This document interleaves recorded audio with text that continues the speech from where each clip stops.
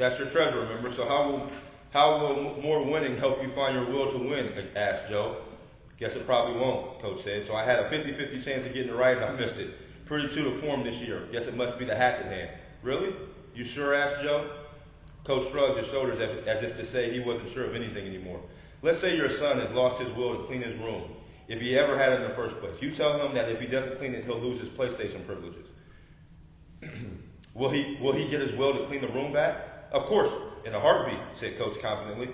No, not really, Joe said in a corrective manner. You see, he'll clean it all right, but he'll clean it only because he still has his will to play PlayStation, not because he regained his will to clean his room. Truth be known, over time, he might begin to hate cleaning his room even more because not only is he doing something against his will, but what he is doing now has the potential to cause him even more pain by making him lose something he does have will for. Joe paused for a few seconds to let the concept sink in before taking it a step further. What do you suppose will happen with the room when you're gone for a couple of days, Coach? Think you'll clean it? Joe raised his eyebrows, waiting for an answer. Not likely, answered Coach, knowing Brandon well. But when he knows you're coming home and bringing your hatchet with you, he'll clean it up in a flash, won't he? Coach nodded in reassuring agreement. Don't misunderstand me, Coach. Punishment, discipline is not a bad thing. But if it's the only thing, or even the main thing, it will eventually do more harm than good. Think about this. If the hatchet is the only method you use to motivate your son to clean his room, how do you think he'll feel about cleaning his room, say, 10 years from now? He'll hate it. Really resent it, Coach said, as if he experienced this at some point in his life himself. So how do you think he'll feel about the person who held the hatchet for all those years? Coach sat silently for a moment as if things were beginning to sink in. Probably pretty bad. Maybe even bitter or angry, he replied before leaning back in his chair and crossing his arms. Okay, I think I get your point. But what other options are there? I mean, at some point you have to use the hatchet to get things done. Oh yes, I know, and in fact I agree. The hatchet definitely has its place in all of our lives. But if someone has lost their will to do something, a hatchet, though it might work in the short term, just won't work over the long haul, especially when it's used exclusively. After this, Joe goes over to his picture of his sons on his desk and describes the relationship he's had with his sons and how he rewarded them for things they did positively or negatively. And the biggest thing he wanted to impress upon his sons were if they worked together, the positive things that came out of that. If they had the right means and the right intentions, the things that came out of that. Okay? And I'll skip ahead to that point. The next word in connection with this will was love. And so the love that my guys have lost really comes down to a choice, asked Coach. In essence, yes, basically they're choosing not to love their teammates for reasons of their own. It may be frustration, selfishness, or just plain old personality clashes, but for whatever reasons, they're choosing not to love one another. Coach pursed his lips and sighed as he considered the truth Joe had just revealed to him about his team. So based on that premise, which hand on the stick man do you think can help them find a love for one another? Again, asked Joe, grasping the concept much better now. Coach answered confidently, neither. You sure? Asked Joe, giving him one more chance to think more deeply about his answer. Listen closely to my question, Coach. Which hand can help them find that love again? Joe smiled, knowing well he was being a bit confusing. Please understand, Coach, there is truly a place where both hands can be beneficial to one's growth, even in the area of love. Joe reached across his desk and picked up a picture of his two sons when they were in grade school. When my children were young, I occasionally reward them for working well and not for fighting. And it kind of went on to that past segment I just told you about. As if coming out of a daze, Joe looked back up at Coach. Sorry, I lost my train of thought. Now what I was saying. Oh yes, punishing and rewarding my kids worked in the short run, and it was the right thing to do. But over time, I had to make sure they began to see for themselves and making the choice to work together on their own. Coach stood up as if he was really starting to see the light now and walked over to the whiteboard. So although you used both hands to help them along, that wasn't really what pushed them over the top. What really pushed them was when they themselves began to see deeper benefits that come from loving one another. Exactly, exclaimed Joe, more excited now than Coach had ever seen him. The key thing to remember here is deeper benefits, because we'll come back to that in a few minutes. Okay, Joe continued, let's take the last one, but certainly not the least. And they talked about love, they talked about will, and the third one was passion, for ways of increasing the productivity of the group, of the team, of the CEO, or whatever it was. Okay? If you want to help your players find a passion for the game again, which hand will you use? Well, a little of both, I guess. Passion is a tough thing to force on someone, but there are times when a foot in the rear can inspire a burst of passion pretty nicely. A guilty smile came across Coach's face. Joe nodded in agreement and reiterated, a burst, right? Yeah, a short-term fix, Coach said reassuringly. And on the other hand, although you can't really buy someone's passion over the long haul, stop right there, interrupted Joe, leaning back in his chair and crossing his arms. Why not? I mean, I think I could be pretty passionate if you paid me $1 million to mop the gym floor every day. Maybe, Joe, but over time, after I pay you the $1 million, you'll go right back to your old ways until I offer you $2 million, that is.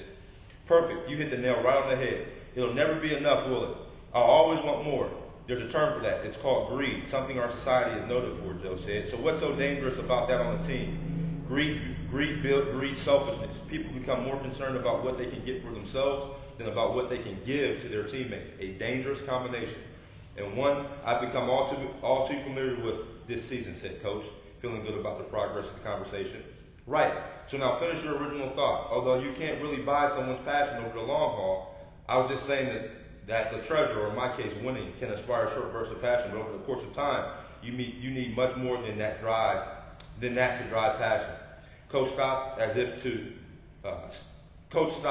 struck on the last point he made. Guess I'm not 100% sure I know what would drive passion over the long term, Joe. I mean, with my team, the guys have all lost it. And although I'm used to both treasure and the hatchet to inspire a short burst of passion, I don't really see it in any of them right now. I guess you just have it or you don't. For the first time in a half hour, Coach felt dejected again. I guess if you really think about it, passion, love, and will are all pretty similar in the subject. There are things that come from within. You can't really force them onto anyone. They have to want it themselves from the inside out. Coach dropped his head as if he just realized his efforts were hopeless. He came all this way to find out that he couldn't fix it. He was struck with a bunch of selfish kids who had no will to win, no love for their teammates, and definitely no passion for the game. What was worse, he was convinced, having already worn out both hands of the stick man, there was nothing else he could do to change it. It was now up to the players. They had to choose to change. Joe stood up and walked over to the board and briefly studied the illustration. Coach, I want you to look excuse me. Coach, I want you to look closely at this stick man because he represents the majority of leaders in our culture today. CEOs like your friend Grant, vice presidents, restaurant managers, even pastors, teachers, and parents. In fact, Coach, he's pretty an accurate depiction of you too. Yet, unfortunately, I think you'll find that most leaders fall into this category at some point in their lives because most leaders have been and may continue to be heavily motivated by both these hands. And Joe almost whispered, what moves us most to action usually determines how we attempt to move others to action. And I'll read that again. What most moves us to action usually determines how we attempt to move others to action. And I'll kind of move along in this chapter because it is a lengthy chapter, but just to recap, the stick man figure, the hatchet or the rewards, the punishment or the treasure. The more you get out of either one of those, the more you have to put into them to get further results. And that was kind of what Joe was built into. And you have to instill the passion and the will and the love, okay, that come from within to be able to have that over the long haul, the long term, which is what, of course, any coach or any leader or any CEO would be looking for is long-term passion. And again, I'll skip ahead a little bit, and I'll close the chapter. It's about one more page.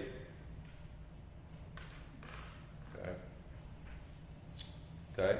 What's missing? I mean, the hands and feet are there, but there's still one thing missing from this picture that pulls everything together. Do you see it? Joe asked excitedly as Coach stared at the picture with a blank look at his face. Let me ask you another way. What is it that connects the head and the hands that brings real life to the person? The heart, Coach explained. The heart. Joe reached across the center of the stick man and drew a big heart. Exactly. This guy is simply going through the motions until you add a heart. But once you add the heart, bam, he comes to life. Because the heart is the lifeblood from which everything flows. It is not only our internal pump and filter, it also is the conduit that allows us to connect with others. So if you want to truly lead others effectively, you must start by leading from your heart. Joe put the cat back on the marker he was using and made his way back to his chair. Okay, said Coach, this is great and makes a lot of sense, especially in athletics. But now what? Well, now comes the tough part. What? Coach asked, astonished. You heard me, now's the tough part, because leading with the heart is not all it's cracked up to be. In fact, I might as well warn you right now, it's much, much more difficult than simply leading with the hatchet or the treasure. But I thought we agreed that the hatchet and the treasure don't work, asked Coach, sounding more confused now. No, they don't work the best over the long haul, said Joe, correcting Coach. Remember, they both work very well in the short run, but if you're looking for lasting effect, they just don't cut it without the heart, that is. It's only when they're all working together in proper proportion that things really begin to click. And that's very hard to achieve, said Joe. Fact is, very few leaders ever get it right. And even the ones that do struggle. They may try, or they may, in some cases, look like they're trying, but when it comes down to it, most miss the true essence of what leading with the heart is really about. Joe opened a drawer to his desk and pulled out a yellow notepad. And then I'll kind of close the chapter with that. There's one last point, actually, before I go there. There's one last point that they set up another appointment. They talk about getting back together, continue this conversation based off of love, will, passion. What else comes with this? What else comes with the treasure and the rewards? And great, said Coach. I'll be here. Thanks, Joe. You know, I really enjoyed this time, too. Coach grabbed his stuff and politely greeted Sarah as he headed to the doorway toward his office to start the day. As he walked down the hall, his head was spinning. What the heck just happened in there, he wondered. What is it about Joe that makes him so darn... Coach couldn't think of the term to accurately describe him. He was kind, smart, creative, compassionate. He was like no other person he'd ever met before. And yet, he was a janitor. This guy should be teaching philosophy at some college, Coach thought to himself as he made his way back to his office. Now, again, not to give the book away in case anybody would ever want to read it.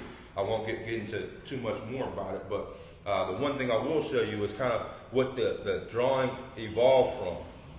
We talked about the hatchet and the reward, the punishment, the treasure, and what it started with Grant and the CEO, and this is how you motivate people. And as they continued, as Joe talked with them and they discussed, it became about a lot of different things. And as I read in the passage, you know, the heart was a big part of that drove what it is that we do, or anybody does for that matter, in our course.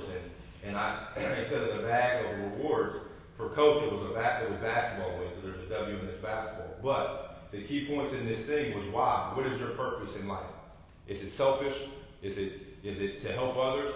That why, that purpose needs to direct out all these things. And only from within will love, and passion come. So if you're working in a teamwork environment, you're pushing your agenda as far as everybody together and for the better, not the self-centered purpose, that will lead out to here. And it talks about embracing position and loving people and setting priorities. The one last thing I kind of want to talk about, and at the top, again, they kind of discuss about what leadership truly is, influence and responsibility.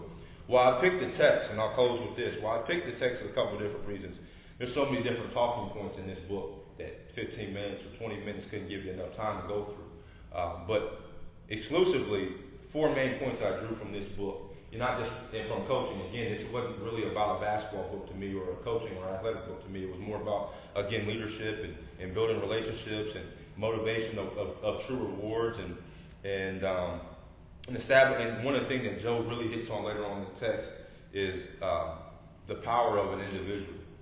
And I think sometimes, you know, not knowing who I'm going to address in this conversation, one of the things that really drew me to the fact that we're in the library, we're in an academic setting, and there may be people that teach or what have you. The power of an individual that one person can have on a lot of different people. And this guy, Joe, was somewhat of a forgotten point. He was a guy that was a janitor in a school building. That, you know, how many times do you associate a janitor with somebody being somebody you go to talk to about philosophical issues and to figure out life's main issues and points and what the direction of life should take you. And so it brought up a couple of different points in my head. Just recently, this last week, and I'm not going to get into the religion part of things, but I attended church, and one of the things that really stuck with me, and one of the points of it, and I'll stay away from the whole faith point, but what it was how one individual can make a difference. And it doesn't have to be somebody chosen. So in this case, the person that should be the leader and should have all these answers, as you look at it, would be who? It would be Coach. It would be the guy that's most successful high school coach in Kentucky basketball history. It would be the guy that's done all these things as a superstar point guard. It would be that guy. But this ordinary, regular guy had this insight to help students and help coach along his way and drove those results with those people. And it jogged that point from church, and it also came in 3 for me. I had a chance to look. Has anybody ever seen the movie The Book of Eli? Has anybody? you're familiar with it, but it's basically about an average, would you agree, an average regular guy that does something spectacular. And I won't give away the whole story and everything like that, but it's about what we do as individual people.